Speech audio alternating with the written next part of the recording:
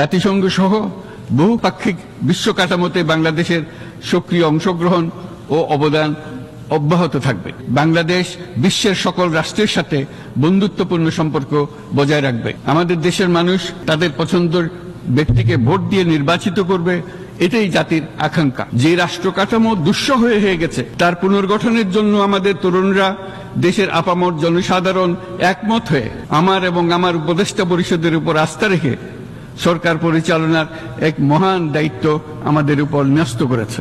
এই দায়িত্ব গ্রহণের পর আমরা গভীর বিস্ময় ও হতাশার সঙ্গে মুখোমুখিভাবে দেখতে পাচ্ছি কিভাবে সর্বগ্রাসী দুর্নীতি একটি কার্যকর গণতান্ত্রিক ব্যবস্থাকে ধ্বংসস্তূপে পরিণত করেছে। কিভাবে রাষ্ট্রের মূল প্রতিষ্ঠানগুলোকে নির্মমভাবে দলীয়করণের আবর্তে বন্দী করে রাখা হয়েছিল, কিভাবে জনগণের অর্থকে লুটপাট করা হয়েছিল, কিভাবে একটি বিশেষ স্বার্থান্বেষী গোষ্ঠী সমস্ত ব্যবসা বাণিজ্যকে অন্যায়ভাবে নিজেদের হাতে কুক্ষিগত করে দেশের সম্পদ অবাধে বিদেশে পাচার করে দিয়েছে।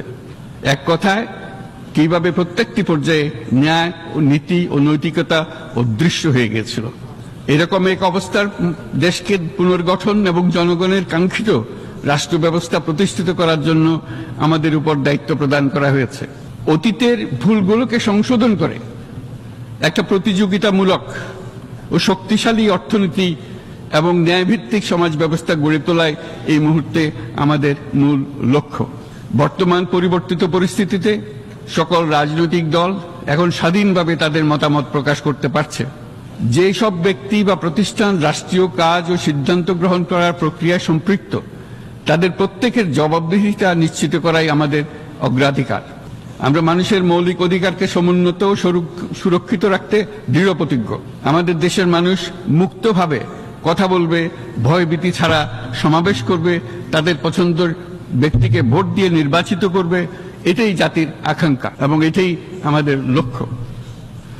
বিচার বিভাগের স্বাধীনতা সংরক্ষণ ও সাইবার ডোমেইন সহ গণমাধ্যমের স্বাধীনতা সুসংহতকরণে আমরা প্রতিজ্ঞাবদ্ধ। আমাদের একজন কৃষক বা একজন শ্রমিকের সন্তানও যেন সমাজের সর্বোচ্চ শিখরে পৌঁছতে পারে, সেই লক্ষ্যে বিশালকার অবকাঠামো নির্মাণের বদলে স্বাস্থ্য ও শিক্ষা খাতে বরাদ্দ বৃদ্ধির আমরা গুরুত্ব আরোপ করছি। রাষ্ট্র ব্যবস্থার সকল পর্যায়ে সুশাসন ফিরিয়ে আনাই আমাদের অভীষ্ট। বাংলাদেশে যেসব আন্তর্জাতিক, আঞ্চলিক এবং দ্বিপাক্ষিক চুক্তির পক্ষভুক্ত সেগুলো প্রতিপালনে আমাদের সরকার বদ্ধপরিকর। জাতিসংঘ সহ বহুপাক্ষিক বিশ্ব কাঠামোতে বাংলাদেশের সক্রিয় অংশগ্রহণ ও অবদান অব্যাহত থাকবে। পারস্পরিক শ্রদ্ধাবোধ, মর্যাদা ও স্বার্থরক্ষণের ভিত্তিতে বাংলাদেশ বিশ্বের সকল রাষ্ট্রের সাথে বন্ধুত্বপূর্ণ সম্পর্ক বজায় রাখবে।